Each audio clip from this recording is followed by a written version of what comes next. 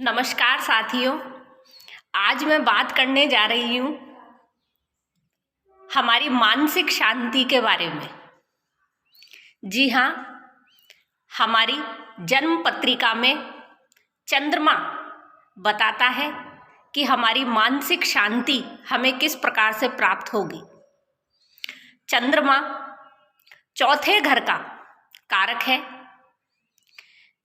ये चंद्रमा वृष राशि में उच्च के और वृश्चिक राशि में नीच के होते हैं। चंद्रमा सर्वाधिक तेज चलने वाले ग्रह हैं और हमारी मानसिक शांति, मन का सुख, ये सभी चंद्रमा से देखे जाते हैं। चंद्रमा हमारी माता के कारक भी होते हैं। काल पुरुष की कुंडली में चौथा घर चंद्रमा को दिया गया है।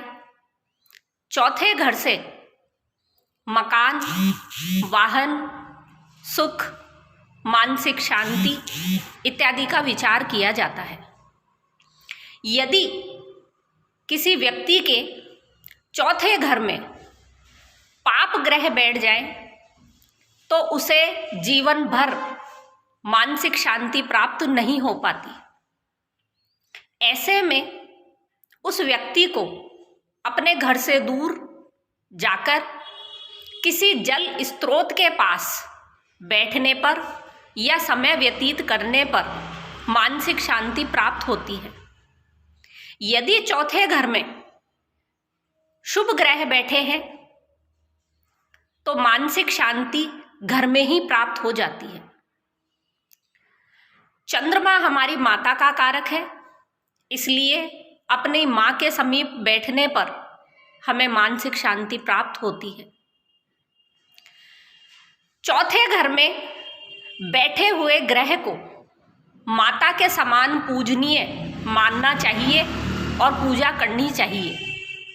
यदि किसी व्यक्ति के चौथे घर में सूर्य देव विराजमान है तो ऐसी स्थिति में उसे गायत्री मंत्र पढ़ना चाहिए और माता गायत्री की पूजा करनी चाहिए।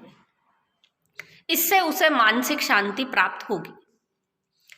यदि चौथे घर में चंद्रमा स्वयं विराजमान है तो सर्व मंगल मांगल्ये शिवे सर्वार्थ साधिके शरणे त्र्यंबके गौरी नारायणी नमस्तुते मंत्र का जाप करना चाहिए और गौरी माता की, पार्वती माता की, आदि शक्ति की पूजा करनी चाहिए।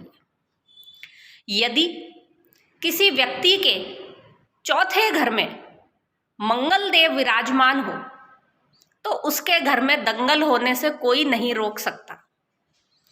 ऐसे में मानसिक शांति प्राप्त करने के लिए उसे जो भी उसकी कुल देवी होती है और जो उसके पितृदेव होते हैं उनकी पूजा करनी अत्यधिक आवश्यक हो जाती है, जिससे उसे मानसिक शांति प्राप्त हो सके।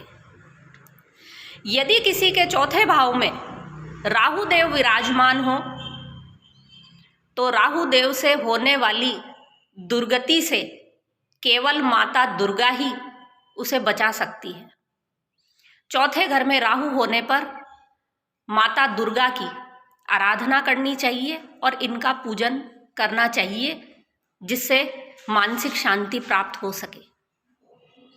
यदि किसी व्यक्ति के चौथे भाव में शनि देव विराजमान हो, शनि देव का जैसा रंग बताया जाता है काला रंग, ऐसी स्थिति में जिन देवी की पूजा की जाती है वो है काली माता। तो काली माता की पूजा करने पर ऐसे व्यक्ति को मानसिक शांति प्राप्त होती है और घर वाहन आदि का सुख प्राप्त होता है। यदि किसी व्यक्ति के चौथे भाव में बुध देव विराजमान हो तो उसे माँ सरस्वती की पूजा करनी चाहिए। इसी प्रकार यदि किसी व्यक्ति के चौथे भाव में वीनस हो, शुक्र देव हो, तो उसे माता लक्ष्मी की आराधना करनी चाहिए, जिससे उसे मानसिक शांति प्राप्त हो सके। चौथे घर में चंद्रमा सबसे अच्छा बृहस्पति देव को मानता है और यही कारण है कि चौथे घर में बृहस्पति देव उच्च के होते हैं। यदि किसी व्यक्ति के चौथे भाव में बृहस्पति देव हों तो उसे माँ तारा की आराधना करनी चाहिए और उनका पूजन करना चाहिए। यदि किसी व्यक्ति के चौथे भाव में केतु देव विराजमान हो तो उसे चामुंडा देवी की पूजा करनी चाहिए, जिससे उसे मानसिक शांति प्राप्त हो सके।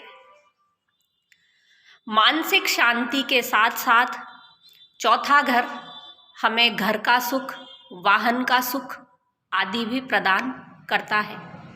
तो यदि किसी व्यक्ति को मानसिक शांति चाहिए तो वह अपने चौथे भाव को देखे और ये भी देखे कि वहाँ पर कौन से ग्रह विराजमान हैं।